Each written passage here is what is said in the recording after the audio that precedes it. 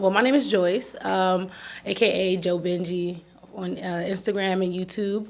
I'm a full-time entrepreneur. I've been a full-time entrepreneur probably since 2018, 17, 18. So after actually like 18. I graduated from Montclair State University. Okay. With my bachelor's in public health. I wanted to be like a dentist or a lawyer. So I was like kind of like. When did you graduate? 17. 17, okay. Yeah. So I was battling with like, what I wanted to do. I ended up getting a job at Rutgers University. And I don't know, things just kind of took its own kind of course. And I just got into, after reading a book that I was recommended, Rich Dad, Poor Dad, I kind of got into like, business, and I felt like I kind of resonated with it for some reason. Yeah, just something about it that kind of hooked me.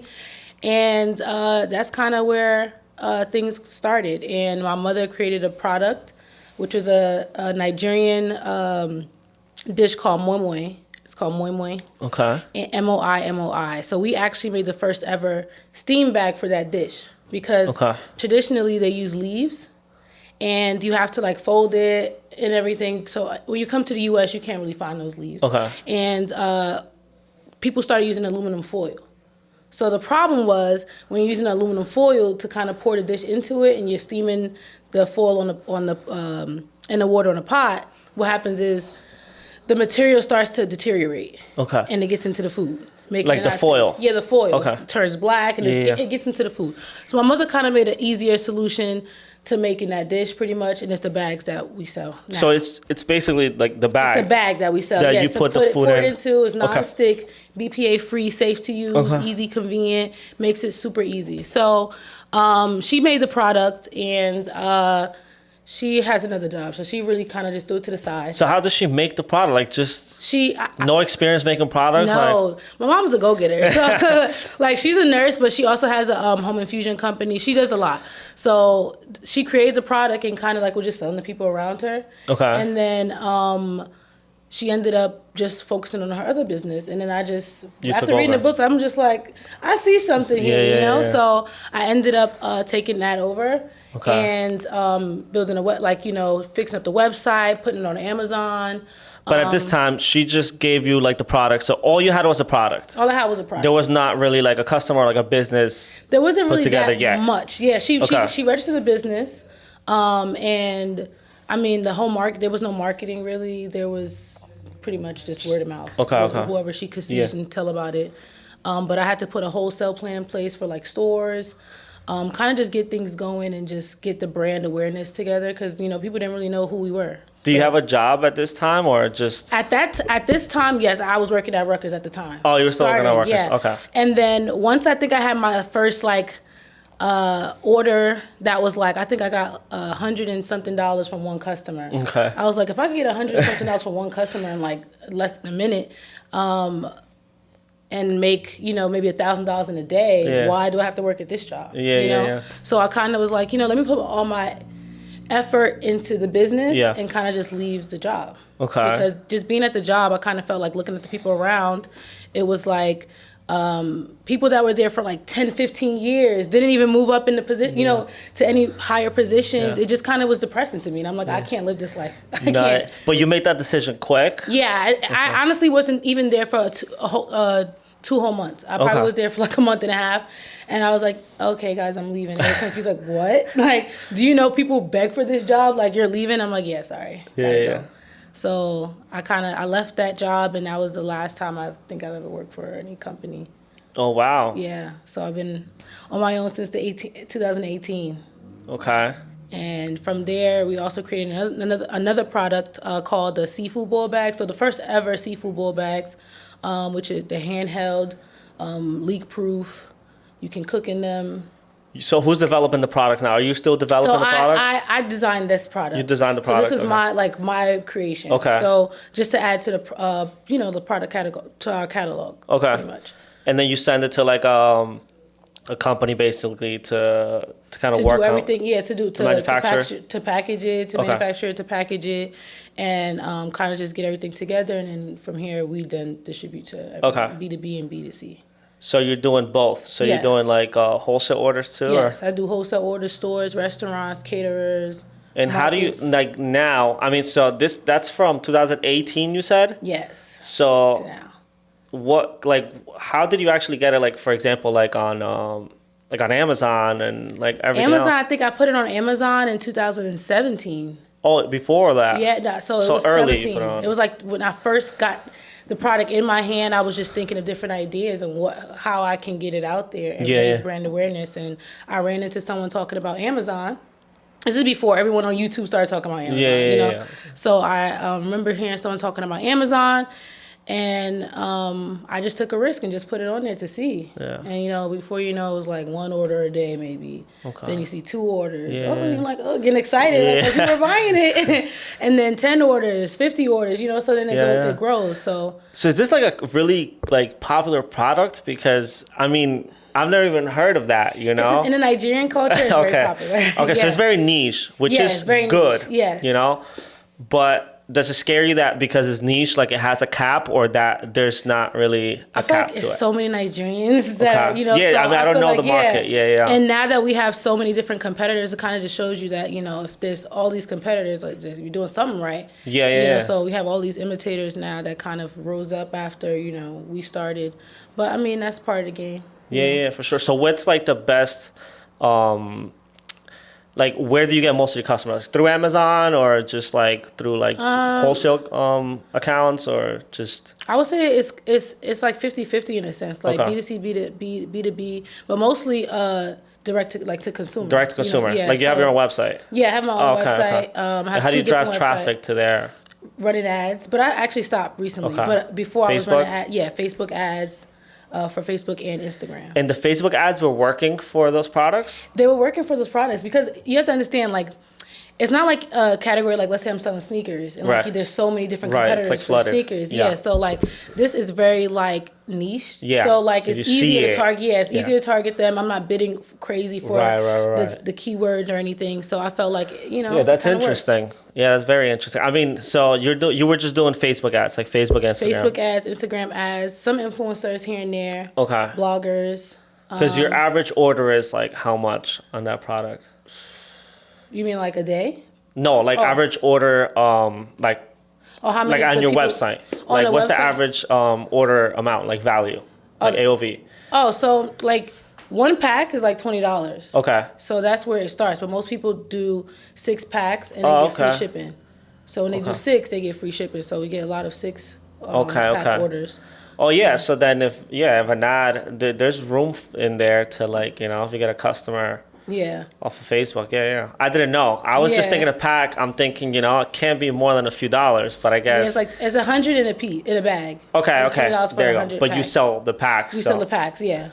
Okay. And you have a lot of repeat customers too. Yes, I feel like once they use it once, they can't not use it again. Right. Because why go from cooking a dish with ease, then now you're going back to the headache. Yeah. No, that's interesting. Yeah. Once they do it, once they try it, they're usually like, I can never make this dish without. Really? But some people don't even make the dish because it's so annoying to fold the, I gotta check this out. Maybe I have to eat the dish. Yeah. Next time I'll bring you some for you. My mom makes it. It's actually good. It's like a vegan dish, honestly. Really? Anyone can make it. It's just beans mixed up with like peppers, tomatoes. And I guess put in this bag. And then like, you grind it in a, what do you call it? You blend it up in a blender. Okay. And then you can add like an egg to it if that's what you want or whatever. And yeah, it's really good. Oh, yeah, that's pretty dope. Yeah, I didn't know. So aside from that, do you have something else that... Right now I'm doing Airbnbs. Okay. Trying to scale with that. So that's where one of my main focuses. Now. Yeah, right now. What's like your strategy for that? Like, are you renting or are you buying? You're renting. Yeah, I'm doing a renting process now. Okay. Just renting different locations, and then the money that I get from that, I'll just end up putting it into buying. Okay. So that's my plan. Do you already have like some Airbnbs up? Yeah, I have 2 right now. Oh, you have currently. 2? Working on my 3rd one right now. Okay. All in Jersey? All in Jersey. Okay. Yeah. So far so good. Yeah. So I always wondered, I mean, I want to get into Airbnbs. I do peer space now, but Airbnb is a little different because, people are staying overnight. So do you... I know you're really into like decorating and, you know, Yes, like all all that. So it's like, do you put a lot of money into that, or do you kind of try to do just like the bare minimum so you could get them up and running? I feel like for my spaces so far, I don't really try to go for bare minimum. Okay.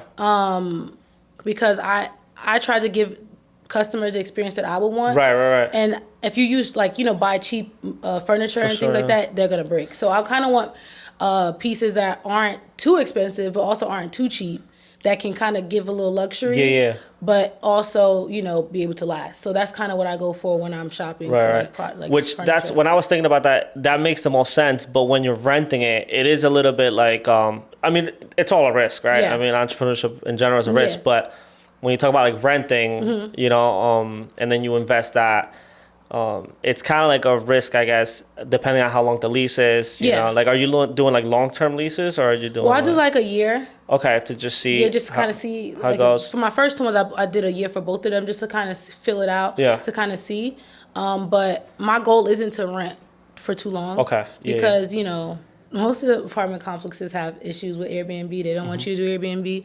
Right. So you know, I just kind of want to have my own thing, and then I can actually hook it up the way I want to. Exactly. You know? Yeah. You want to make it and customize it to your liking. Yeah, because right now, like, you're not doing like any really painting or like like you're not touching really property. No wallpaper, nothing. Yeah. So you're getting a property that's pretty much like already like kind of ready to go. Right? It's just like a fresh new spot, but you have to furnish the whole thing. Yeah. Just add your flair to it. Right. You know? Okay. So I definitely want to get into creating like spaces that are more like themed. Right. Yeah. So I have crazy ideas, and I just like feel like I don't want to waste my time doing it at some place I'm renting. Yes. You know? Yes. Yeah. Because you just never know what happens. I mean, how long you been doing that? Oh, Airbnb? Airbnb, yeah. I just started this year. Literally February. Okay. I did 2, like at one time. Yeah? Yeah. I kind of pushed myself to the limit That's this not year, but it was fun. How does that work, like balancing that and the other business? My other business is kind of on autopilot in a sense. Okay. So it gives me time and space to kind of like do other How did you get that business on autopilot? I'm very curious on that. Hiring help. And good help.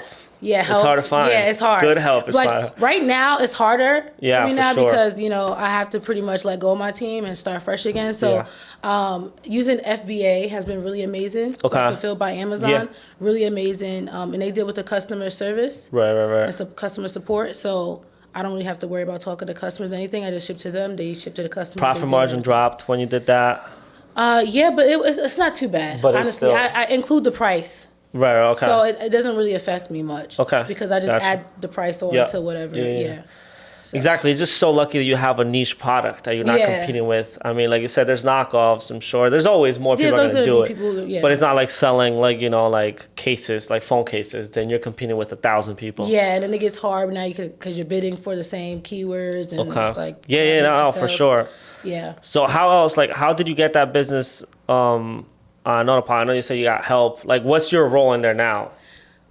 I mean, I'm still wearing a lot of hats. Yeah, I mean, I can imagine. So, I mean, right now, I'm just kind of overseeing, making sure that, the inventory, if we need new inventory, make sure I'm purchasing, making sure I'm, talking to customers, like the wholesale. That's what I mainly do, is the wholesale aspect of it. So, business to business, that's what I kind of deal with on a day-to-day basis. As a sales, rep, or do you have, sales reps that do that? Well, I deal with them directly. Like, I deal with all my wholesale customers. That's still something. I guess I just like to interact with people. I'm just home all the time. So, that's the time I get to interact with people. But are you still doing outreach, or is it all, inbound stuff? It's just people who already know us. And then when I get new inquiries, I handle that as well. But then, I kind of coordinate with my delivery team that they will go deliver everything out to the customers. So I just make sure that the paperwork is good, invoices are sent out, and they make payment. That's really it. Yeah. Okay, so then you have to have a pretty good team then. Yeah. Because I know for sure that no business can be on autopilot with no stress and you're not doing anything. It's almost too good to be true. Yeah, there's still things that need to be done. But I feel like the way that I have my days is very nothing is ever a routine. Every day is different. Okay. So just try to kind of balance out what needs what, in those days. Are you a very organized person? Yes. You are? I feel like lately I've let go of being so organized though. Okay. But now I'm trying to get back to being as organized as usual because I feel like with organization, I need a routine. Like, I need to wake up, do this, do that, do that. Like, I need to have it all written down. I write everything down. Okay. Everything gets written down. So, for me, it's just kind of like, you know, making sure that I'm trying to be organized, but not stick to a routine right now. That's where I'm at now. But that's kind of hard. So, you're saying, like, try to be organized, but not stick to a routine? Yeah.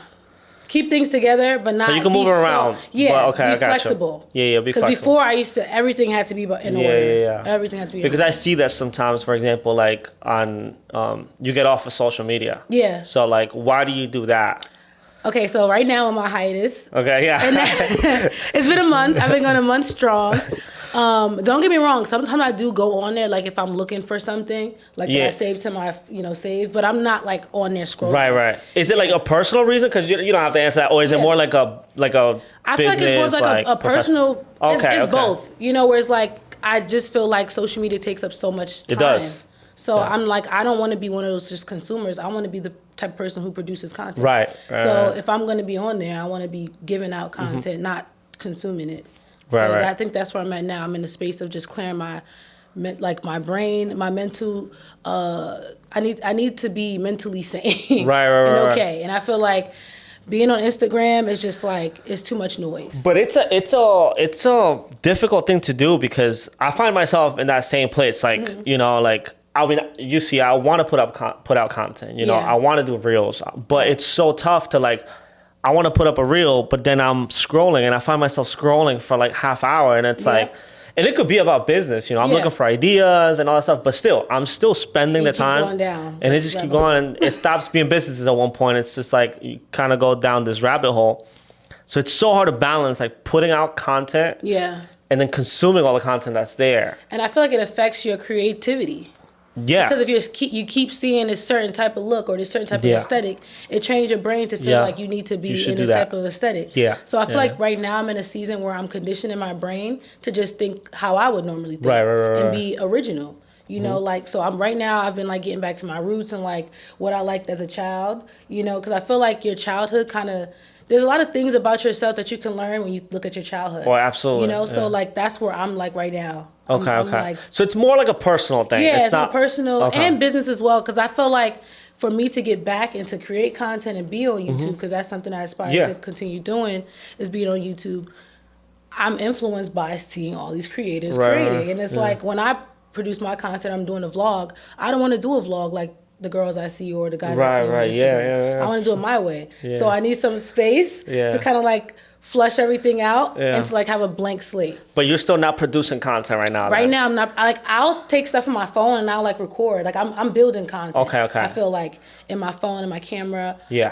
To then edit to then bring out. Right. But right now I'm not consuming. Yeah. Cause no, it's such a hard balance. Like I know that for sure. Sometimes I don't know how much time I'm spending on that, and it's crazy. And it's bad. It's crazy. And I'm probably not as organized as you are. Oh, you look organized. No, you look more organized than me. The thing is, I have so much going on, but I mean, also it's kind of like, I don't know, maybe it's a guy thing that, guys aren't as organized as, that girls, is a thing. And, but I have learned that, in business, it's very tough, like you said, to like stay in a routine. Yeah, it's almost impossible. Yeah, because things just rise up anytime and that you have to deal with. Yeah, especially so you're okay with that now? Yeah, I'm fine with it now. Okay. I'm just learning not to be so uptight about if something doesn't go my way, let it go. Like, okay, like everything happens for a reason.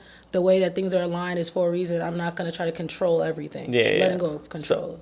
So other than like social media, like your phone, for example, like do you put it away sometimes? I'm not on my phone. You never as much. Yeah, I can really stay away from my phone unless I'm getting a call. I'm not on the phone that much, so there's no reason for me to. So to work is mostly like the computer, so you don't have to be like. Yeah, computer. If I'm working from home. I usually have to go to cafes. If I'm at the office. I go to like a cafe or something like that and I just chill out, do work.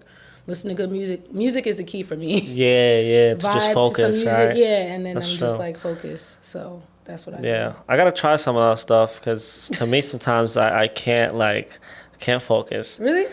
I mean, it's not that I can't focus. Like I said, I just have so much going on. You know, so many different things. Like so, you have you're online. So it's online, direct to consumer. You have your wholesale. Yeah. You have Amazon. Yes. Those are the three ways you sell, right? pretty much? Yeah, pretty much. Okay. And then you have the Airbnbs. Anything else that you're doing? I mean, I was doing Turo, but like I'm kind of gonna take a backseat from Turo right now. Okay. Turo, you had like multiple cars on there? I have 2 cars on Turo. Okay. One had got stolen. No way. Yeah, one of my from cars a person from Turo? Yes. They hacked When did you start doing Turo? I started doing Turo sometime last year. Okay. Yeah, so it was actually, a good experience. What car got stolen? Oh, my Mercedes got stolen. Yeah. Someone hacked the app. Okay. They hacked into someone's account and they pretended to be them, and that's how it happened. How did that end up? Luckily, I got the car back. Oh, you got the car. Yeah. Well, is that lucky or? Well, they gave me a private investigator. Turo? Yeah. What? Yeah. So he was really good. So he was able to find the car. It was, with Mercedes, you can look on your phone and track the car. Yeah. Wherever they parked the car was underneath some type of area where there's no service. Okay. So we couldn't find the car. So luckily, it was somewhere in New York. So they was able to find it. After how long? It was a week. Missing for a week. I feel like after the car's missing for a week, do you even want that car back? Honestly, I'm not attached to materialistic things, to material things. So to me, it was kind of okay, whatever. Get a new car. You cut me my check. That's all I was. Exactly. That's how I feel now. That's how I feel. So it was cool for me. Yeah, because I had cars on tour. I had cars on tour since 2017. Oh wow. Yes. Well, how was the experience? I mean, it was pretty good, especially in 2017. Nobody was really on tour or renting out cars, so it was great. But a few cars got totaled. I never got a car stolen though. That's totaled. Totaled, yeah. But I feel like totaled is better. Really? I mean, yeah, because then you get paid. Yeah, that's true. But I mean, they still 30 minutes after a certain time. After a certain time, when they steal it, you get a check too. Yeah, that's what I'm saying. Yeah. So it would have probably been better off, depending on the time, actually. Honestly. Depending on the time. Yeah. Honestly. If somebody was to steal a car from you now, I mean, it's great. This happened in November. Yeah, so you were about to get paid. I was about to get paid. Yeah. So I was like, okay. That's what I'm saying. I would have been upset if the car showed up. Yeah. Yeah. I'm just it's still here. All right, I'll take it. Yeah, now I'm the same way. If a car gets totaled or anything happens, it's a car. I'm people are as long as you're alive, that's what matters to me. Yep. So if you're still watching the podcast, thank you so much. Hope you're enjoying it. I love Joyce's story. She's an amazing entrepreneur, amazing person. And this next section, these next 30 minutes are going to be more of a therapy style session. And we're going to be talking about the feelings in business, how she feels about being an entrepreneur and just being in business. Hopefully this helps other people out there going through their journey so they know they're not alone. A lot of people don't talk about how their business makes them feel. They just talk about numbers and all the highlights. In the next section, I wanted to do something a little different. So hope you enjoy it, and let's just jump right to it. All right, so Joyce, welcome to the therapy session. Thank you for having me. For entrepreneurs. So we're going to talk about your feelings as an entrepreneur. All right. I'm ready. So first question is, does your business make you happy? Currently, I'm stressed. Okay. Because of your business? Yes. I feel like there's a lot of things that's happening right now that's out of my control. Okay. And how does that make you feel about the business? Overall stressed, but I'm still hopeful at the same time. So. What are the main problems you're having? Manufacturing issues, so things that are out of my control that I can't handle. So I think that's the frustrating part about it.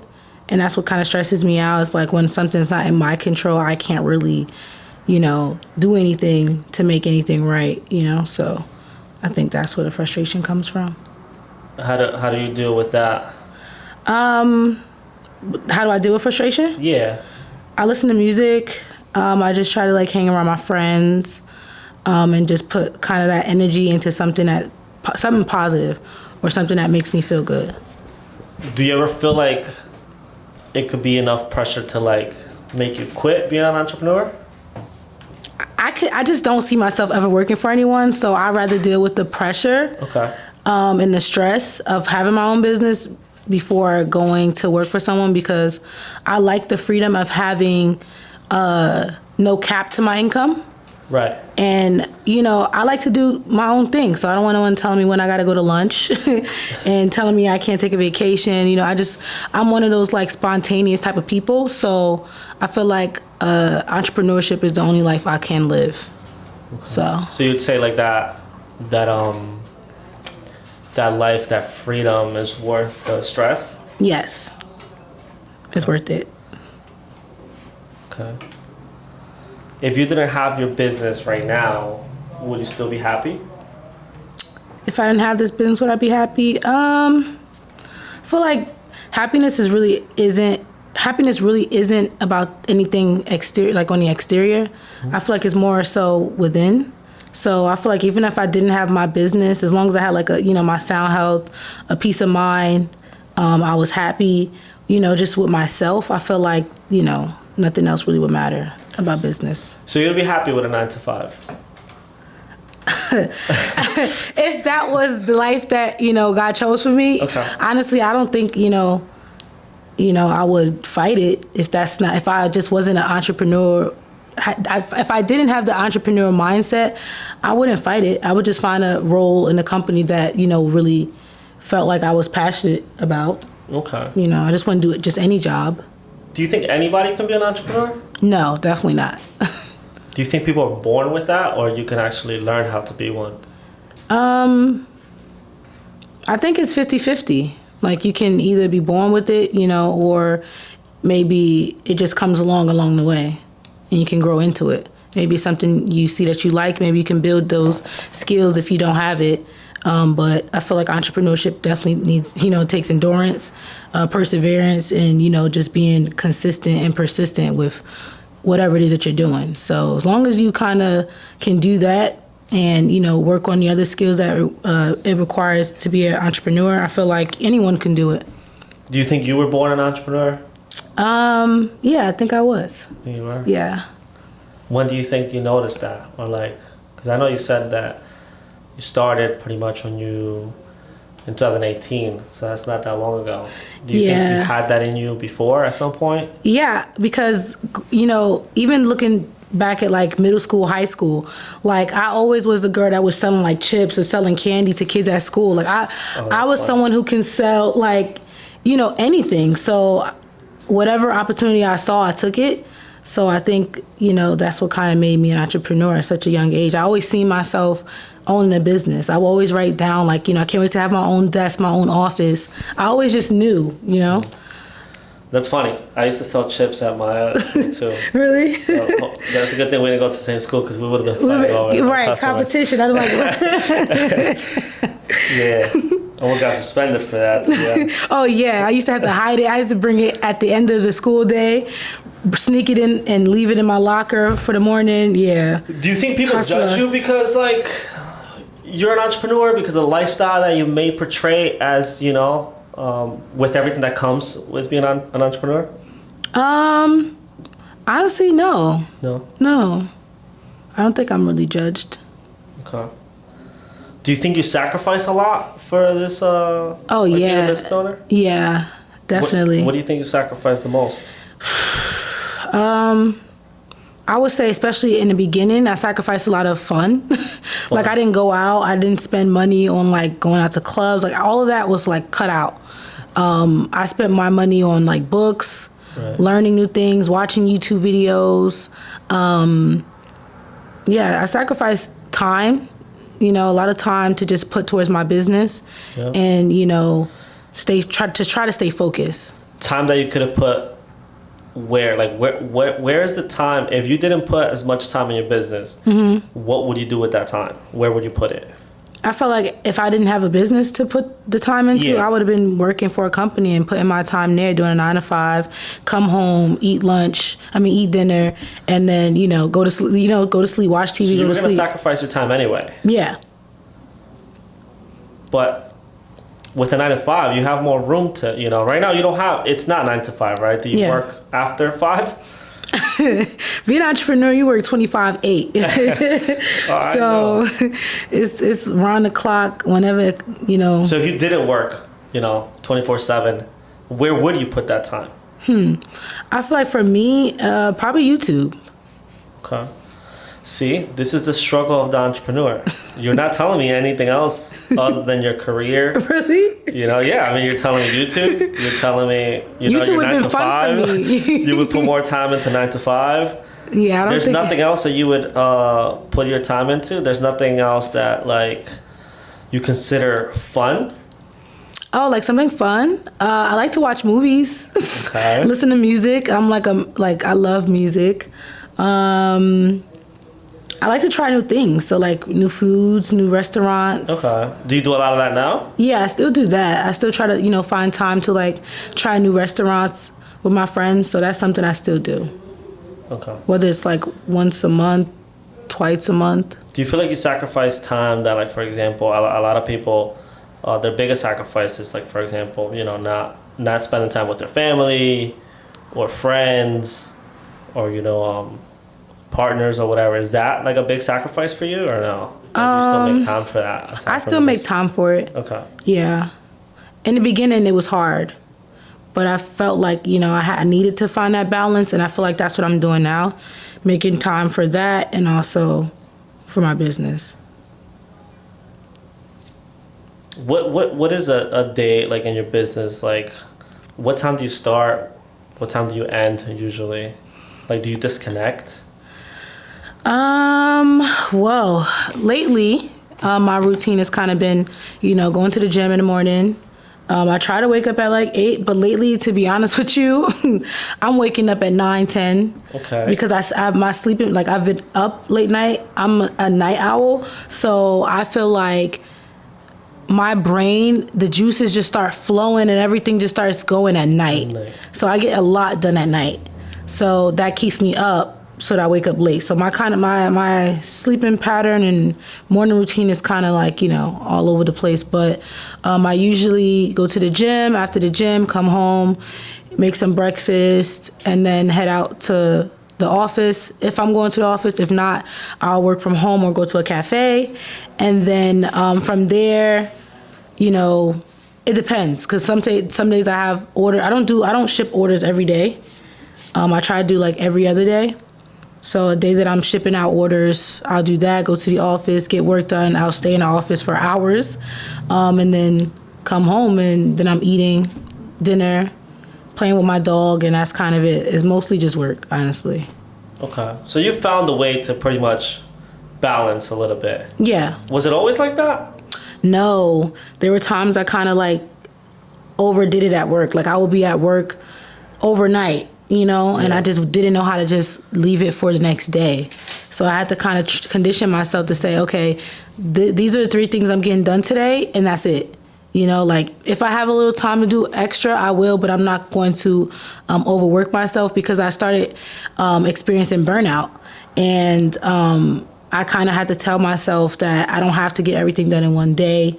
Take your time. Life is a marathon, not a race, So I've been living in that right now. So okay, but I know you mentioned you believe that you are a born entrepreneur, and I feel like most born to be entrepreneurs, it's very hard to turn off that entrepreneurship mind, like the mindset, like how your mind works, like. So how do you do that? I mean, I know most people, if you're out just trying to disconnect, if you see a car that you could put on Toro, you're going to think, maybe I could do this. Or if you see a sign, you're like, maybe I could do a sign kind of like, for my business, this is, and your brain kind of just never stops. So how do you do that? Like, how do you disconnect if your brain, I'm guessing your brain has to work like that.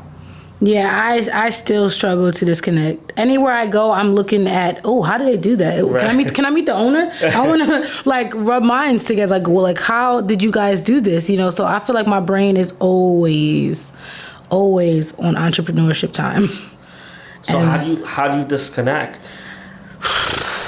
I really don't. I try to.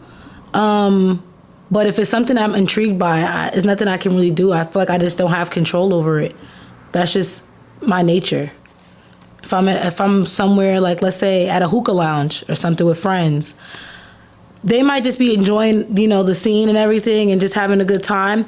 The whole time, I'm just thinking about, oh my God, it was like 700 people that were here today.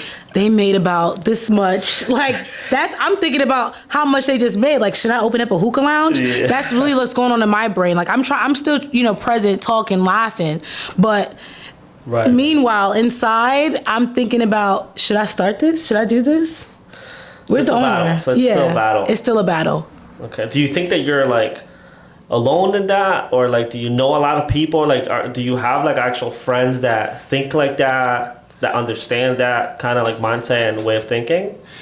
Actually, it was only till about recently that I started meeting some people that are like-minded. Yeah. So it honestly feels good to talk about it and not have to feel like you're the only person that knows what you're saying, or like you're the only person that is interested in those type of topics. So being around people that are like-minded, honestly, it just feels good because you feel like you can always express and talk about your creativity and what you want to do. And then it's good to hear people agree with that as well. Like, oh yeah, that's a dope idea. You should start this. So, just having that conversation, I think I just love it. I love to talk about entrepreneurship. So being around people that can talk about it 24/7, yeah. I enjoy it. So do you ever think that you're going to start more things because like you just kind of think that you have to, basically, because you have all these ideas? Or are you okay with what you have now and you don't think that you're going to do anything else? Right now, I don't think I'm going to do anything else because I just kind of want to just not jump around so much, because I feel like as an entrepreneur too, is you have times where you feel like you can do so many different things, especially if you have the mindset that you can do anything you put your mind to. Yeah, you can, but that doesn't mean you should do everything, and if you want to do everything, maybe stick to one thing first, master that, get it on autopilot, then move to the next thing. So right now I'm going to stick to what I'm doing now. And when I kind of feel like, things are where I want them to be and I do want to switch to something else, yeah, I don't mind. But I kind of want to just stay focused. And is that hard for you to stay focused? Yes, because especially with like running my business and then doing like Airbnb, it is some type of conflict sometimes because, it's kind of like I'm focused on two things at one time. It's hard to really put everything into something when you have something else on the side. It's like you have a little side, baby, so that you're trying to tend to. So doing too many things, I feel like sometimes can also, affect you negatively because you can't put all your effort into it. So that's why I'm just trying to stick to those two things for now and then just master those.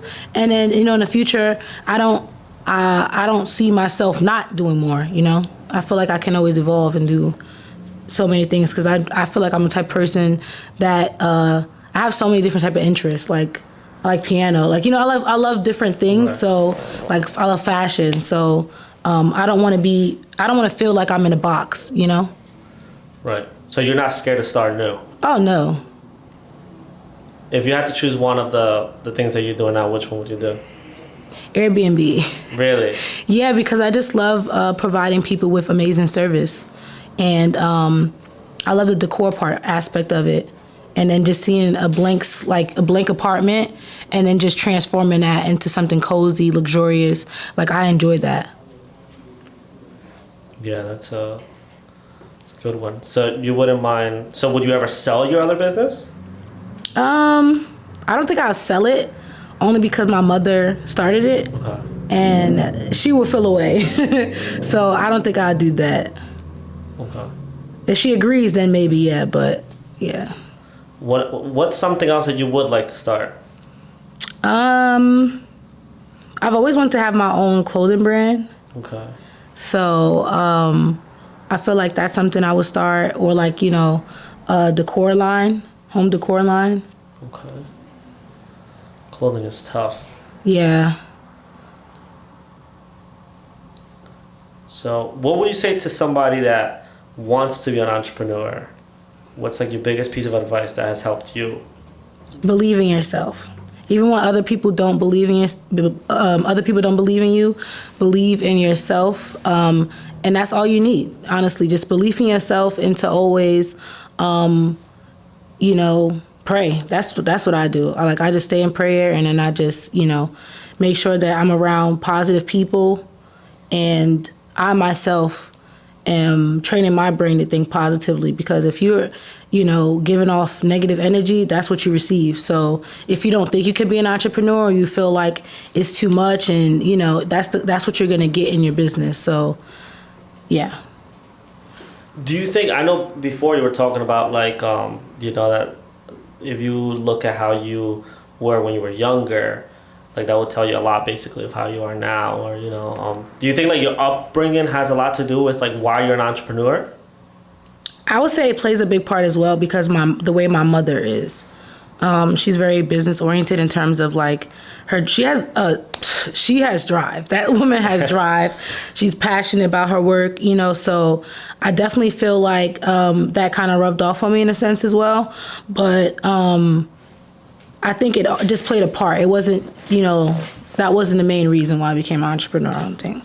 But that played a big role. Yeah, I think it did play a big role. I mean, how was your upbringing like? Like, other than, your mom being like, this German person, like, what about you? Is there something that sticks out to you, like, from your upbringing? Like, was it tough? I was always independent. Okay. Yeah, I was always independent. I am the oldest right now of 4 siblings, so I think that type of responsibility always made me feel like I had to grow up, quicker than, I wanted to, or than my peers. So I felt like, I was always responsible, the one that people look to. So I think those qualities about myself growing up kind of made me into the person I am today, You think because you had to, or you were just like that? I would say I had to. Okay. Because, being the oldest sibling is like, you want to make sure everyone around you is fine, especially your siblings, and you want to be a good role model and an example to people around you. My mom was always working, and my dad was always busy with his business. So, like, I just felt like, for me, I had to make sure I was good and just doing things for myself, because I didn't have people around me all the time. I was always to myself, and I just moved on my own, to the beat of my own drum, in a sense. Like, I just did things that I felt like were best for me. So yeah. So you said you have how many siblings? 4. Oh wow. Yeah. And you're the oldest? Yes, right now. I had an older brother, passed away, but now it's 2 of us. Well, it's 4 of us now, so 5 in total. And then I have a dog. Are you still the one that takes care of everybody? I mean, now that I've moved out, if anyone needs help or anything, I'm still there. But I just think, I play a big role in my family. Do you feel pressure from that? Yeah, it can feel overwhelming, like the pressure. But I think that's also a place in my life where I'm at now, where it's like I'm not trying to be in a negative space, like right. Everything for me right now is just positivity, being happy, channeling my inner child, Right. That's where I'm at now. Yeah, that's a big one. I feel like a lot of people, I talked about this the other day, I feel like a lot of people see this, when people have a chip on their shoulder, they see it as like a downfall. And I feel like that could be a downfall, or that could be, the biggest blessing. Right. Because you could turn all that into a positive thing, it just depends on how you look at it, I guess. Yeah, perspective. Yeah, perspective is everything. I guess we'll close out with one last question. Okay. Do you think that money buys happiness? That's a great question. I would say no. Money can buy you a lot of things to bring you temporary happiness, but true happiness, I feel like, as I stated before, it's kind of like something that's within you, So it's not something you find on the exterior. People try to look for that in relationships and business, because with business, you'll say, okay, if I can crush my goals and get this amount every month, maybe it's $50,000 a month. You want $50,000 a month, then you're going to be happy. Watch when you get that $50,000 a month and you're still like, oh, you're not even happy, So I feel like you're always going to want more out of life. That's just how we are, built. It's just to always aspire for more. So happiness is truly from within. So money does not buy happiness. I like that answer.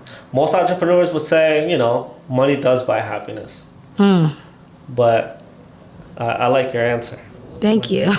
Is there anything else you want to say before we close out? I just want to thank you for having me here on the podcast. Thank you for to any entrepreneur out there, if you believe that this is, something that you feel you are called to do, don't be afraid. Even though you might not have the money now, or you might not have the resources or support, just still keep thriving and just, believe in yourself and say affirmations daily, positive affirmations, and just try to live a life filled with love. And I feel like everything is going to come to you. So that's just something I wanted to say, because that's, what I live by.